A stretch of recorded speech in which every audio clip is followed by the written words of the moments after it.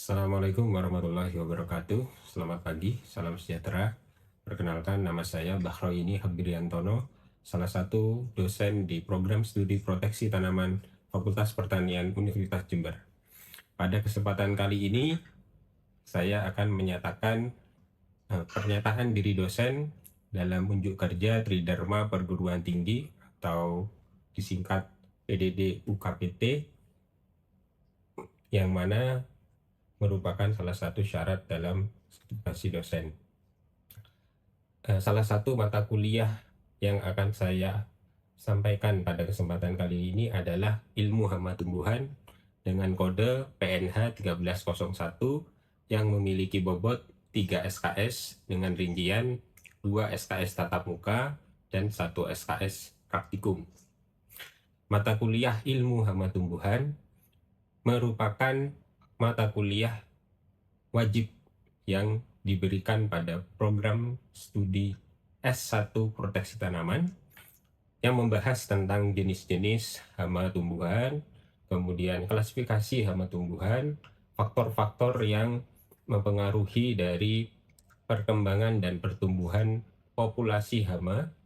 Kemudian selain itu juga mahasiswa diberikan bekal tentang bagaimana konsep dasar dari pengendalian hama tumbuhan terpadu atau istilahnya adalah PHT. Nantinya pengetahuan tersebut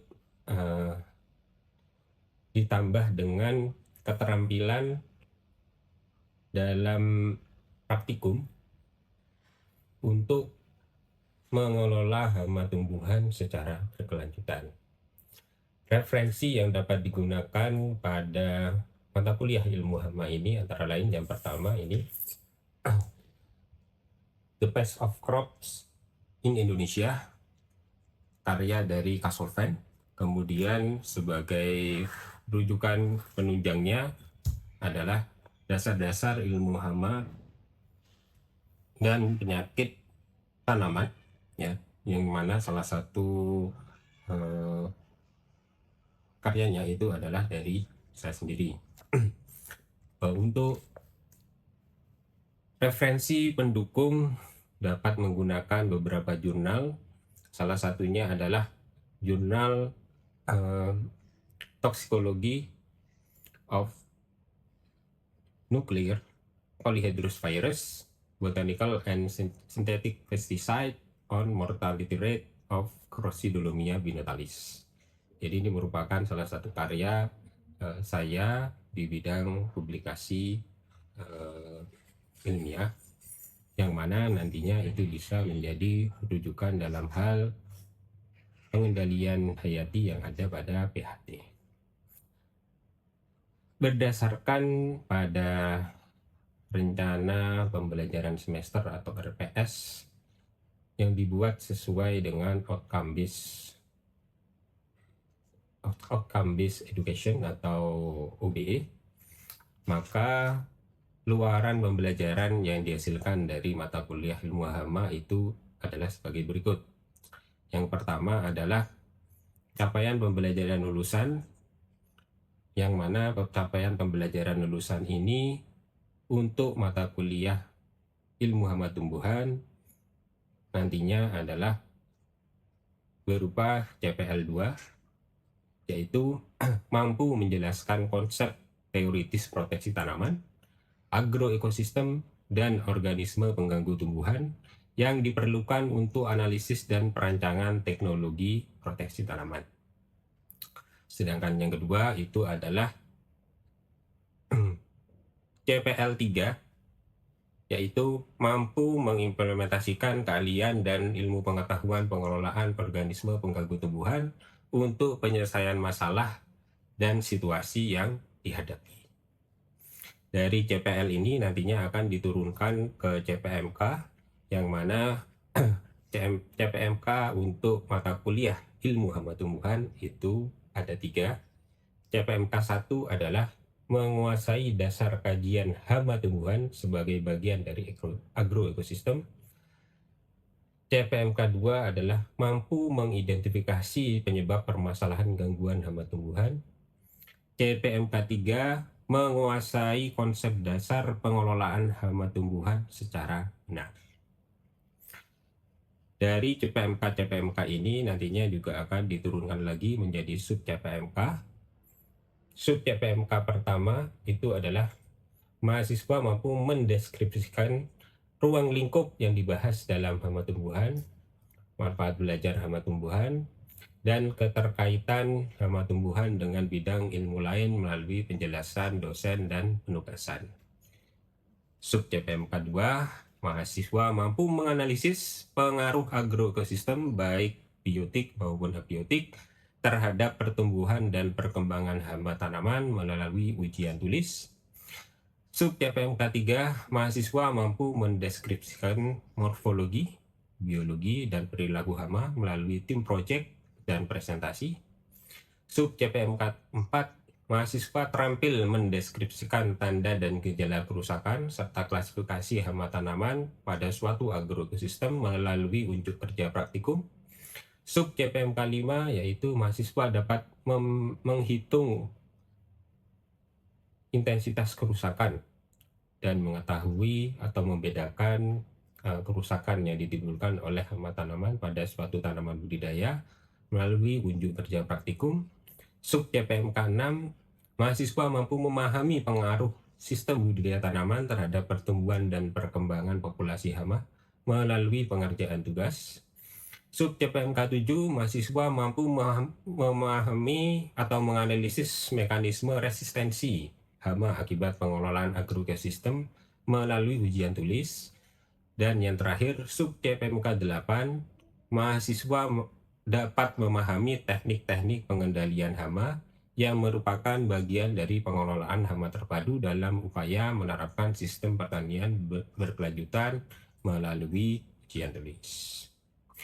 Adapun metode pembelajaran yang saya gunakan itu meliputi 3 aspek. Yang pertama adalah delivery melalui ceramah interaktif, kemudian interaction itu melalui diskusi 2 arah, dan yang terakhir adalah assessment. Berbicara tentang assessment atau penilaian, maka penilaian yang dilakukan untuk mata kuliah ilmu hama ini akan dibagi atau dipresentasikan pada beberapa sub CPMK. Yang pertama, tugas dalam bentuk RTM 1 sebagai penilaian pada sub CPMK 1, kuis dalam bentuk RTM 2 sebagai penilaian untuk sub CPMK 6, ujian tengah semester dalam bentuk LKM 1 sebagai penilaian untuk sub CPMK 2, ujian akhir semester dalam bentuk LKM 2 sebagai penilaian untuk CPMK 7 dan sub CPMK 8, praktikum yang nantinya dalam bentuk RTM 3 sebagai penilaian untuk sub CPMK 4 dan 5, dan yang terakhir project based learning sebagai penilaian untuk sub CPMK 3.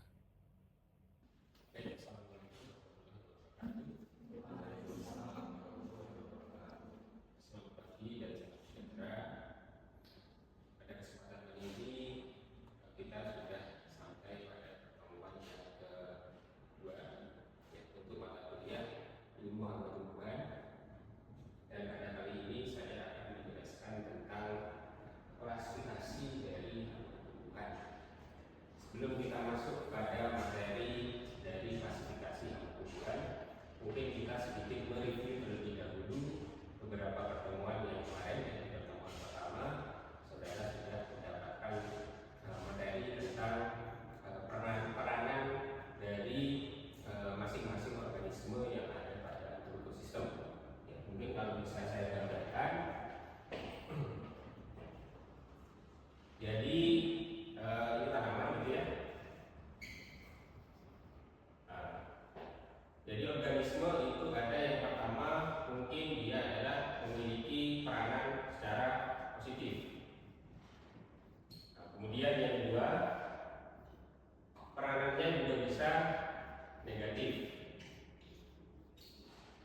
Dan yang terakhir, mereka bisa berperan sebagai netral, ya, atau tidak positif dan juga bisa jadi tidak negatif, ya. Yang positif ini saya contohkan mungkin seperti polinator, gitu ya. Jadi tanaman itu bisa mendapatkan keuntungan dari serangga-serangga yang hinggap pada bunganya sehingga nanti bisa membantu dalam proses penyerbukannya. Ya. Sedangkan yang negatif di sini ini untuk organisme berarti ini adalah hubungan yang biotik, ya. Ini berarti adalah biotik. Yang di dalamnya itu ada hama, patogen, dan gulma. Nah, sedangkan yang terakhir itu adalah yang bersifat netral. Ini biasanya adalah dari golongan detritivore, ya. Oke, pada kesempatan ini saya akan menjelaskan lebih lanjut dari yang peranannya negatif, yaitu hama. Ya. Oke, mungkin langsung saja. Jadi definisi dari hama. Oke, definisi hama, ya. Yang pertama adalah definisi secara atau dalam arti yang luas. Namanya adalah res sensulatum. Ya. Jadi hama itu apabila kita definisikan secara luas adalah semua organisme atau agen yang keberadaannya tidak kita inginkan.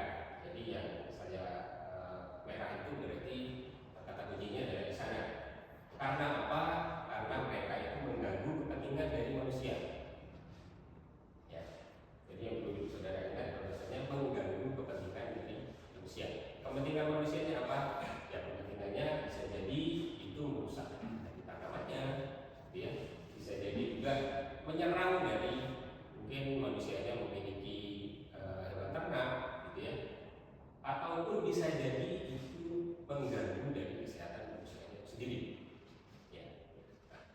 Walaupun dapat digunakan untuk semua organisme, ya. Jadi kalau dalam bahasa Inggrisnya meskipun dia adalah patogen, itu maksudnya mereka adalah sebagai pest, gitu ya. Sedangkan pest itu sendiri itu bisa bermakna luas dan bisa bermakna sempit, ya. Jadi walaupun dapat digunakan untuk semua organisme, dalam prakteknya istilah ini nantinya akan merujuk pada hewan saja. Yang pertama adalah crop atau plant pest, ya.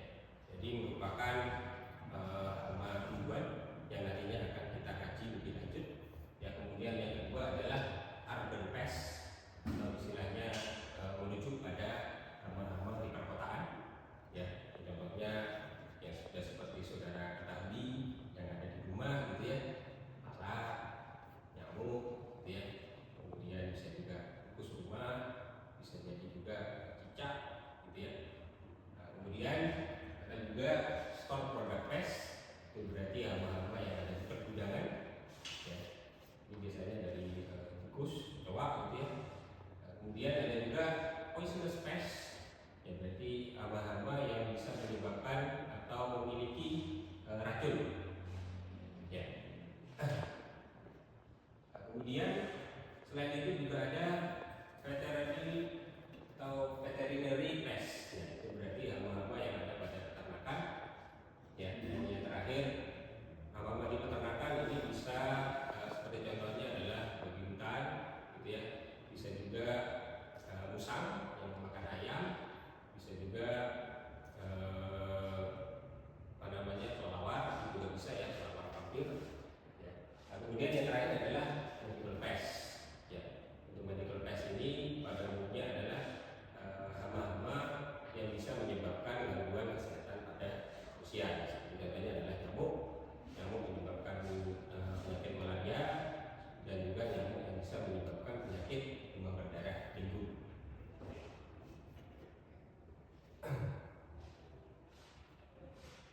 Kemudian kita lanjutkan untuk definisi dari hama secara sempit, ya, yang berarti itu adalah pest strigo, ya. Jadi hama adalah hewan yang merusak tanaman, ya. Jadi yang kita kerucutkan di sini untuk definisinya adalah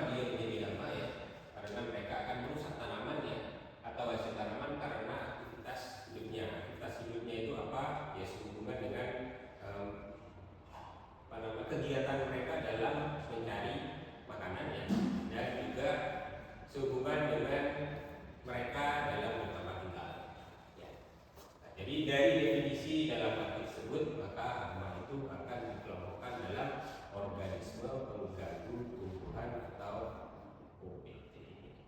Ya. Oke, itu untuk definisinya ya. Sekarang kita akan masuk kepada sebelum kita masuk dalam klasifikasi dari hama itu, ya, mungkin ada sesuatu hal yang perlu kita samakan dulu persepsinya ya. Jadi dalam ekologi tidak ada satupun organisme yang diciptakan itu menjadi hama. Tidak ada organisme satupun yang diciptakan menjadi hama. Ya. Kenapa kok mereka bisa disebut sebagai hama? Yaitu dikarenakan sebutan dari manusia, atau dalam istilahnya, dalam istilah lingkungan namanya adalah satu-satunya adalah antroposentrisme. Ya, jadi berpusat pada si kepentingan dari manusia. Ya, sebagai contohnya mungkin seperti ini ya.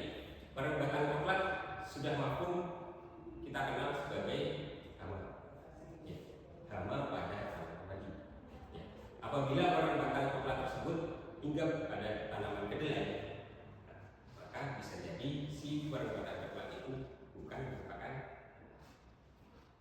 Ya. Jadi tergantung pada si persepsi dari perspektif atau cara pandang dari manusia. Ya. Karena itu nantinya hama itu dianggap sebagai bagian dari suatu ekosistem. Ya. Bukan merupakan suatu ancaman yang harus dibasmi. Ya. Jadi seperti ini. Oke, kemudian kita masuk ya dalam klasifikasi hama sesuai dengan taksonominya. Ya, taksonomi itu pada umumnya adalah berdasarkan pada morfologi. Ya, morfologi apa? Morfologi adalah bentuk dari si organisme itu, bentuk fisiknya. Ya. Biasanya dalam taksonomi karena ini hewan, berarti kita mulai dari kingdomnya itu adalah animalia. Ya. Dari kingdom animalia tersebut nanti akan dibagi menjadi beberapa phylum. Ya. Phylum itu berarti satu kelompok besar. Ya. Yang pertama adalah phylum Arthropoda. Ya. Jadi hewan-hewan berkuku-kuku. Ya. Jadi ini merupakan kelompok hama yang paling besar dan yang paling besar. Ya. Jadi kelompok ini mencakup sebagian besar hama penting pada berbagai komunitas budidaya. Ya.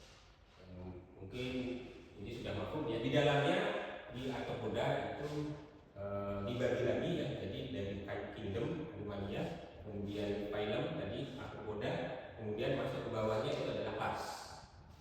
Ya. Jadi kelasnya yang pertama itu adalah kelas dari kelas-kelas insekta.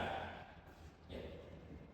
Insekta merupakan kelas yang memiliki organisme paling banyak ya di seluruh kingdom animalia.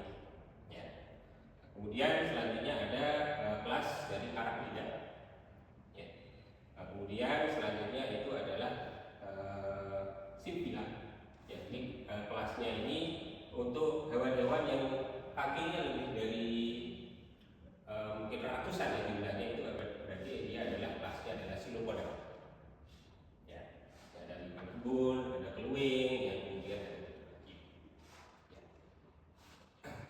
Oke, kita lanjutkan dulu. Nah, selanjutnya adalah filum Mollusca ya, atau hewan lunak. Ya. Ya, jadi meskipun tidak memiliki tulang belakang, tapi hewan ini dilindungi oleh cangkang ya, dilindungi oleh cangkang. Ada juga hewan lunak yang itu tidak dilindungi oleh cangkang. Ya. Jadi mereka itu bergerak menggunakan otot perutnya. Ya, jadi digunakan sebagai pengganti dari kaki, meskipun mereka tidak punya kaki, tapi mereka bergeraknya dengan menggunakan otot yang ada di perutnya. Ya, beberapa contohnya itu yang bisa merusak dari tanaman seperti cicak, ya, kemudian siput, ya, dan lepas. Kemudian selanjutnya ada filum Chordata.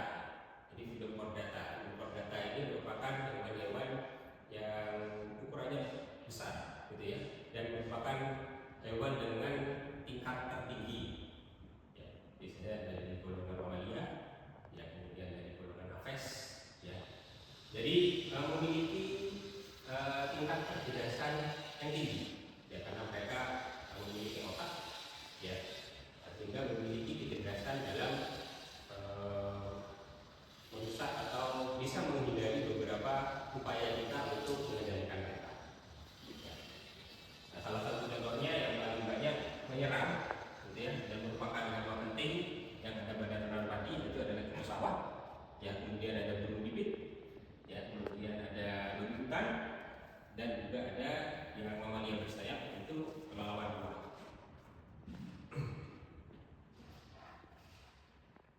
Kemudian yang terakhir itu adalah dari golongan nematoda. Sebenarnya untuk golongan dari nematoda ini menurut kesepakatan internasional dimasukkan ke dalam golongan dari toge. Ya, hanya saja apabila kita lihat dari wujudnya, ya, wujudnya mereka adalah dari hewan. Ya, jadi nematoda itu adalah hewan. Ya, jadi bisa saja sebenarnya apabila itu tadi definisinya si hama itu adalah hewan, ini pada hewan, maka nematoda itu bisa dimasukkan dalam kelompok hama. Ya. Kenapa kok mereka dimasukkan dalam patogen? Karena si nematoda ini kerusakannya itu lebih bersifat fisiologis. Ya. Jadi beberapa jenis nematoda yang termasuk atau memiliki tingkat kerusakan yang tinggi, ya, seperti contohnya nematoda buah akar, kemudian nematoda sista kentang, dan nematoda desiaka. Oke, mungkin sampai di sini ada yang ditanyakan. Silakan. Sebutkan nama tadi. Sebelumnya perkenalkan saya Raja Nazara dari 23 saya izin bertanya Pak. Kebetulan saya pernah melakukan pengamatan pada lahan pertanian cabai. Dan di sana saya mendapatkan bahwa ada hama yang berwarna kuning dengan sayap putih, dan juga ada hama kuning dengan sayap berwarna merah. Itu apa bedanya? Oke, jadi Mbak Raihana menanyakan bahwasanya pernah melakukan pengamatan, ya, di lahan cabai dan menemukan adanya mungkin dari atau budaya, karena mereka yang satu berwarna putih, yang satunya adalah berwarna merah, ya. Oke, pada umumnya yang berwarna putih itu biasanya dari golongan kutu, ya, namanya adalah kutu kebul. Ya, sedangkan yang dari yang merah biasanya ukurannya lebih kecil, itu adalah biasanya dari golongan tungau. Ya, apa bedanya? Jadi kutu, ya, kutu itu termasuk dalam serangga, ya. Jadi kutu kebul atau Deniscia tabaki, ya.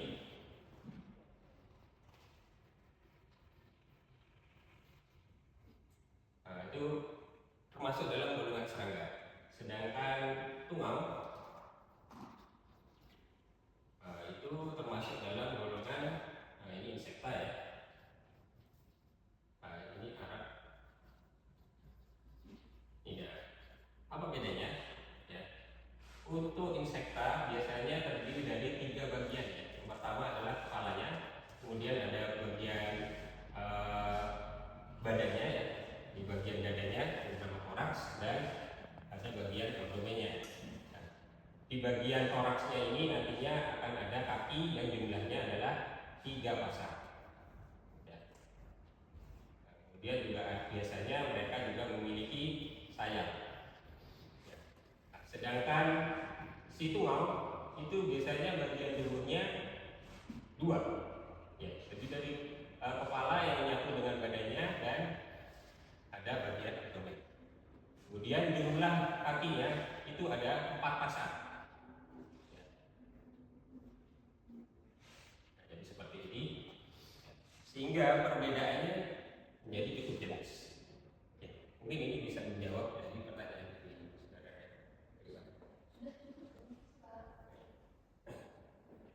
Baik. Sekarang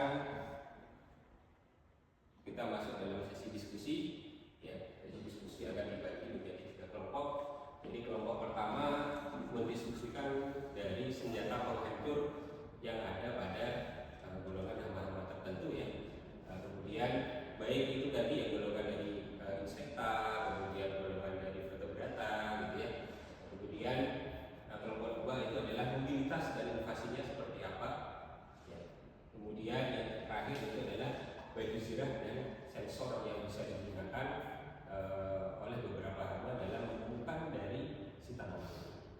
Oke, mungkin bisa digabungkan ya ke mejanya.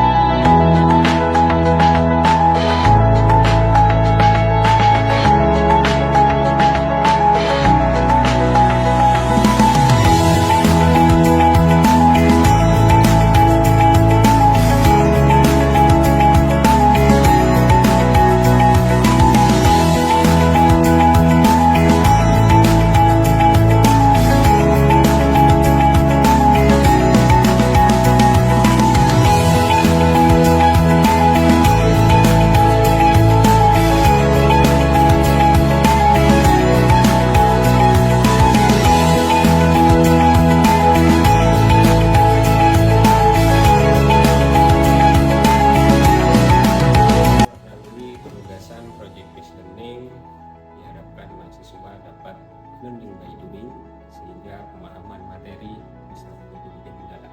Sekian dari saya, terima kasih. Kurang lebihnya saya maaf, kita akhiri. Assalamualaikum warahmatullahi wabarakatuh.